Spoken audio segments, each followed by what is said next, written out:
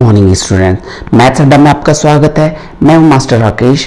आपके सामने जो टॉपिक रखा हुआ है ये सामने बोर्ड पे क्लास 10th में बहुत बार पूछा जाता है। इसका नाम है सेक्टर ऑफ ए सर्कल। तो सेक्टर ऑफ ए सर्कल के बारे में पूछा जाता है तो मैंने बोर्ड पे पहले से बना के रखा है ताकि वीडियो बताने में आसानी हो। तो ये देखिए एक सर्कल है। सर्कल किसको बोलते हैं?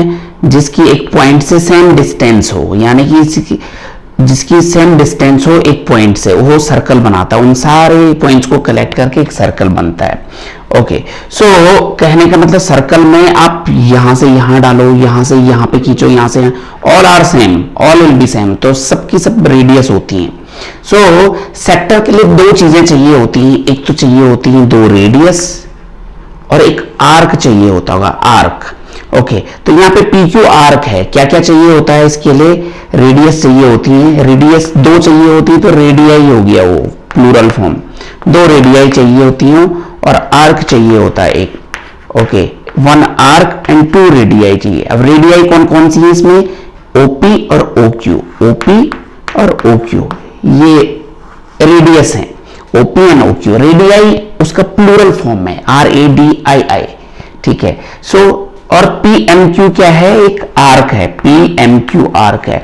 जब दो रेडियस और एक आर्क मिलकर के एक सेक्टर बनाती है। ये सेक्टर अपना हिस्सा है भैया, एरिया है अपना, सेक्टर है पूरा का पूरा। ओके, सो अभी इसमें सेक्टर में भी दो कैटेगराइज हैं, एक माइनर सेक्टर हो गया, एक मेजर सेक्टर हो गया। जो माइनर सेक्टर हो गया वो देखो मैंने यहाँ पे एक पॉइंट M लिया है, तो इस O से लेके PMQ, OPMQ will be minor sector, OPMQ will be minor sector, minor sector। और OPBQ ऐसे करके, ऐसे ये ऊपर वाला, तो ये हो गया मेजर सेक्टर। ओके, और ये वाला हो गया minor sector. Okay, so OPBQ क्या हो गया? Major sector. ठीक है बच्चों। सो अभी देखिए सेक्टर में जो एरिया ऑफ सेक्टर है, एरिया ऑफ सेक्टर निकालने का जो फॉर्मूलेज हैं वो हम कैसे डिराइव करते हैं? आप देखिए, ऑब्जर्व करिए, नीचे के जो फिगर्स दिए हैं यहाँ पे रेडियाई दिए, सारे सर्किल्स की इक्वल है, सबकी RR है। ओके, तो observe the area of the region and complete the following table. जो बिलो टेबल्स दी हुई है क्या है? तो देखिए बच्चों, अगर ये रेडियस, ये सर्कल है, इसकी रेडियस R है, ये थीटा डिग्री का एंगल बना रहा, कंप्लीट एंगल थीटा डिग्री, यानी कि थीटा की वैल्यू कितनी है? 360। थीटा बोलो या थीटा बोलो, थीटा का ऐसे, ये this is theta, theta. Okay, so इसकी वैल्यू कितनी है? 360 डिग्री। तो एरिया को A से डिनोट किया हमने यहाँ पे। एरिया इक्वल टू सर्कल का एरिया होता है पाई R स्क्वायर। तो थीटा में R क्या है यहाँ पे? रेडियस, और एरिया ऑफ सर्कल हो जाएगा पाई R स्क्वायर। ओके, अगर थीटा की वैल्यू 180 डिग्री हो जाए, ओके 180 डिग्री, 180 डिग्री मतलब straight angle. Okay, straight angle. So यहां पे पाई R स्क्वायर का क्या हो जाएगा? Area half pi R square. Okay, area angle आधा हुआ तो एरिया भी आधा हुआ। ओके, अब थीटा की वैल्यू 90 डिग्री हो गई, एंगल 1/4 हो गया देखो, तो एरिया भी 1/4 स्क्वायर हो जाएगा, 1/4 और पाई R स्क्वायर 1/4, ये 90 डिग्री का हो गया थीटा। R रेडियस ऐसे ही रहा, ये R, ये R, ये R, R। Okay, so area similarly हम यहाँ पे निकालेंगे बच्चों इनका। हमने एक टेबल बनाई है जिसमें लिखा हुआ है कि सेक्टर, ओके, तो एरिया सेक्टर ऑफ सर्कल दिया हुआ है, फिर एंगल दिया है, फिर थीटा अपॉन 360 करना, एरिया निकालना है। ओके, सो एरिया निकालेंगे उसके बाद। सो सेक्टर सपोज दैट A1 है, A1 एरिया 1, ये A1 है। ओके, ये A2 है, ये A3 है। सो A1 का एंगल कितना है? Theta equal to 360। यहां पे हमें थीटा अपॉन 360 निकालना है, यानी कि 360 अपॉन 360 कितना हो जाता है? 1। तो एरिया क्या हो जाएगा? 1 into pi R square, 1 into pi R square equal to pi R square. Okay, फिर एरिया 2 निकाला हमने,